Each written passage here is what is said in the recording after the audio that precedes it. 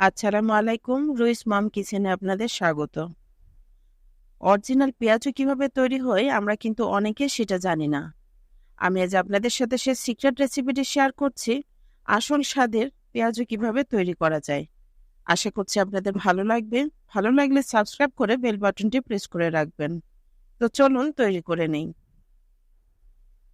আমি এখানে নিচ্ছি 1/3 কাপ বেসন, 1/3 কাপ ময়দা, 1 চা চামচ দিয়ে দিচ্ছি সয়াবিন তেল, স্বাদ মতো লবণ।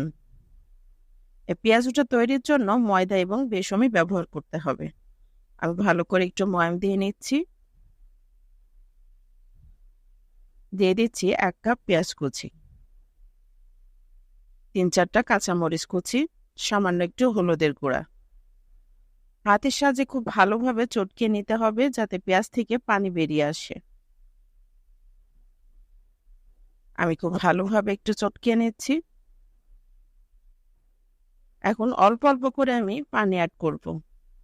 বেশি পানি দেওয়া যাবে না, খুবই সামান্য পানি দিতে হবে। এটা যেন চিটচিটে হয় না, একটু শক্ত একটা ডো তৈরি করতে হবে, একটু আঠালো আঠালো হবে। আপনারা দেখে নিশ্চয়ই বুঝতে পারছেন।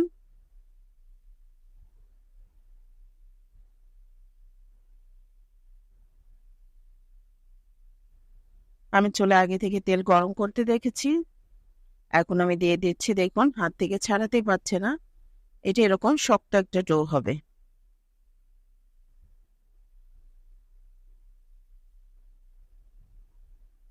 দোকানে সাধারণত দেখা যায় ওরা একটু বেশি তেলে ভাজে। অসুবিধা নেই, এই অল্প তেলে ইনশাল্লাহ ওদের থেকে বেশি সুস্বাদু পেঁয়াজু আমরা ঘরে তৈরি করব। এটা ভাজতে খুব বেশি সময় লাগে না। একটা পাশে কালার চলে আসলে আমি উল্টে দিচ্ছি।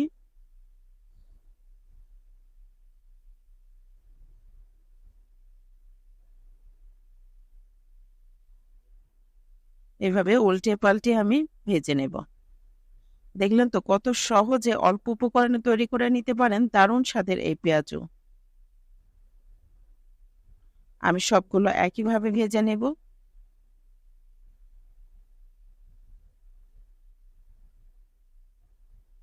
একবার যদি বাড়িতে তৈরি করে খান আপনি এই পেঁয়াজু, তাহলে দ্বিতীয়বার আপনি আর কখনো বাইরে থেকে পেঁয়াজু কিনে খাবেন না। কারণ এটা তৈরি করা যেমন সহজ, খেতে ঠিক ততটাই সুস্বাদু। আর ছোট থেকে বড় সবাই খেতে পারবে। এটা হার্ড না, ক্রিস্পি এবং মুচমুচে হবে।